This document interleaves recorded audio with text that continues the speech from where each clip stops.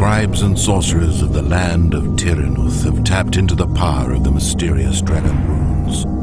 Though they comprehend only a fraction of the true potential of these artifacts, the rulers of the realm understand all too well that he who controls the dragon runes controls Tyrannuth. Blinded by aspirations of power and covetous of the runes of their neighbors, the leaders of human, elf, undead, and Uthuk raise massive armies and march against each other.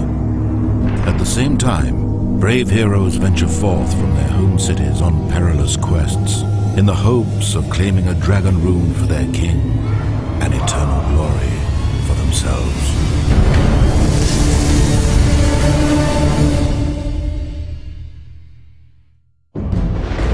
Runewars is a fantasy empire building game for 2 to 4 players. Each player takes on the role of a different fantasy faction, whether it's the humans or the elves or the undead. Each faction starts in their home realm and they're trying to expand out, conquer more territory, build up an army, and eventually conquer 6 dragon runes so that they can establish control over Tyrannuth.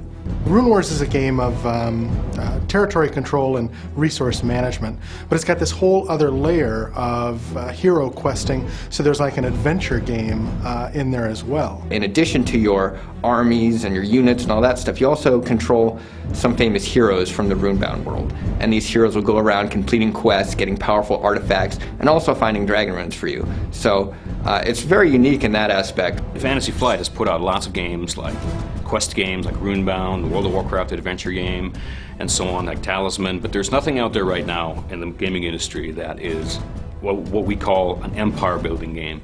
And that is where you get to experience everything on a high level. You get to command armies, you get to make decisions on resource management, you get to build cities, you get to send heroes on quests, and ultimately you get to crush your enemies. And that's awesome. One of the cool things about Runewars is that each faction has its own sort of unique personality and play style. First, for example, you've got the Deccan Lords, which are kind of a realm of humans, of man, very reminiscent of medieval Europe types. Their units have no magic, for example, but rather they have bowmen and footmen and siege towers and knights. You have the noble elves, who are very fast but kind of fragile. They've got a lot of archers that can attack quickly and that sort of stuff. Next you've got the armies of Wykar the Undying. Now these are the undead, and this is the only faction that has one particular leader associated with it. That's Wykar, who's the villain of Runewars, really. They've got high initiative ratings, meaning that they act last in battle, generally speaking. But he's able to, that is, Wykar's units are able to swarm their enemies. Finally, you have the Ethukulan, who are formerly a nomadic people that have become corrupted, and they've kind of allied with some demonic forces, and they've started to mutate and kind of gone down this wrong path, and they've got these crazy berserkers and warlocks, and they've got a couple of demons that are allied with them, and they're just not very nice guys. What's interesting about Runewars is that it's built of a modular board. Interconnected hexagons are sort of randomly distributed. Players take turns setting these hexagons down at the beginning of every game, so no 2 games are going to play exactly the same.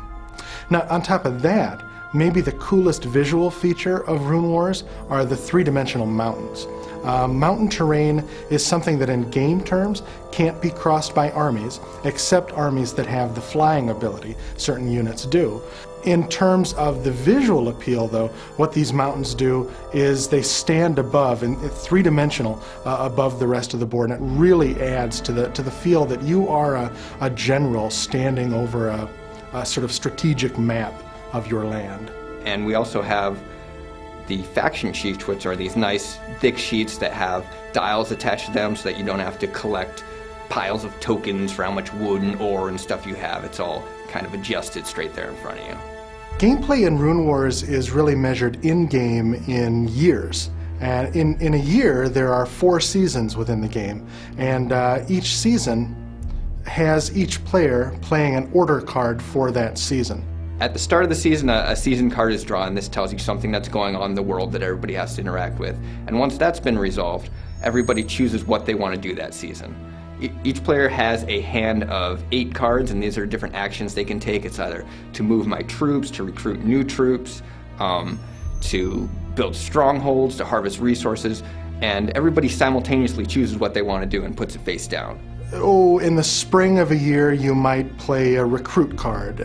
Then in the following summer, you might play a mobilize card. So what's cool about it is really you've got to figure out in advance kind of 4 moves ahead. And when the year begins, when spring begins, and you're able to go into other areas that you weren't at the beginning of the year, you really have to plan out when it is that you're going to maybe harvest your resources, build an army, move that army, and how you're going to do that 4 moves in advance. But when you finally sit down and you put out Runewars and for your first game, we want you to invite your friends over, and we want the first thing out of their mouths to be cool. You know, that's awesome, we're playing that. We hope that people sort of forget time and space when they're playing. We hope that they get in the zone. The best way to play a Fantasy Flight game, in my opinion, is to get into that semi-role-playing state where you're playing an awesome game and has intelligent mechanics, it has great balance, but you don't feel like you're sitting in a living room. You feel like you're a king commanding his knights around, or the undead lord trying to corrupt the world and blot out the sun. You know, those are the kind of experiences that you want out of these type of games.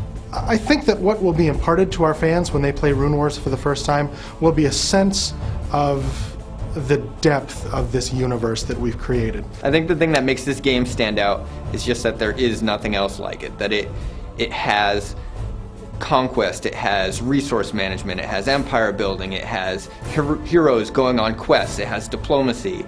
You're affecting these neutral forces, you're working with other players to either gang up on people or to benefit each other.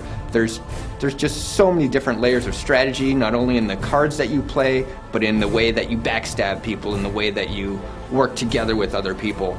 It can just make the game change in so many ways that you're really not going to get this experience anywhere else.